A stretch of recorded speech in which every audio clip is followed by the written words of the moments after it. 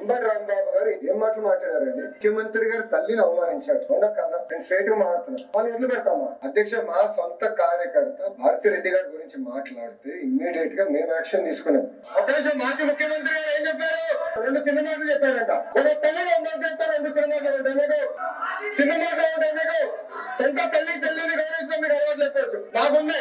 తల్లి చోటుకైతే ఏ తల్లైనా జగన్మోహన్ రెడ్డి గారి తల్లైనా అంబటి రాంబాబు ఒక మాజీ మంత్రి అయి ఉండి రాజకీయాల్లో ఉన్నటువంటి వ్యక్తి లకారంతో భాషలో మాట్లాడటం కరెక్టేనా? మరి ఇలాంటి వాళ్ళు మంత్రులు ఎలాగయ్యారో నాయకులు ఎలాగయ్యారో అర్థం కాదు. నేను లోకేష్ చెప్పింది కూడా అదే. ఈ రోజు ఏదో చంద్రబాబు గారి తల్లినో మా తల్లినో అవమానించారని మేము చెప్పట్లా. విజయమ్మని అవమానించినా మేము అదే యాక్షన్ తీసుకుంటాం. మీకు అంతేందుకు భారతీరెడ్డిని ఒక మాట అన్నాడని చెప్పి తెలుగుదేశం పార్టీ కార్యకర్తలు మేము జైలుకు పంపాం. అది మా చిత్తశుద్ధి. అంటే మా విషయంలోనైనా మీ విషయంలోనైనా మహిళల జోలికి వస్తే ఎవరిని వదిలిపెట్టాం. ఈ రోజు అంబటి రాంబాబు మీద చర్యలు తీసుకోకుండా వదిలేస్తే ఈ రోజు ఒకడు మాట్లాడినప్పుడు రేపు 100 మంది మాట్లాడతారు. అంటే అందరి చేత తల్లుల్ని భార్యల్ని బిడ్డల్ని అవమానించుకుంటూ వెళ్ళిపోవటమే రాజకీయాలా? అంటే వాళ్ళు అంటుంటే వీళ్ళు చూస్తూ ఊరుకోవాలా? పట్టాభి ఏదో ఒక మాట అంటే ఆ పదానికి అర్థం కూడా తెలియదు. వాస్తవానికి డిక్షనరీలో కూడా ఆ పదానికి అర్థం లేదు. అలాంటి పదాన్ని పట్టుకుని నన్ను తిడితే మా కార్యకర్తలకు కోపం రాదా? మా కార్యకర్తలకు బీపీ పెరగదా? బీపీ పెరుగుంటదే దాడి చేసి ఉంటారు అని సింపుల్ గా ప్రెస్ మీట్ నుంచి లేచి వెళ్ళిపోయాడు మాట్లాడి. మరి ఈ రోజు చంద్రబాబు గారు అంటే టీడీపీ కార్యకర్తలకు బీపీ రాదా?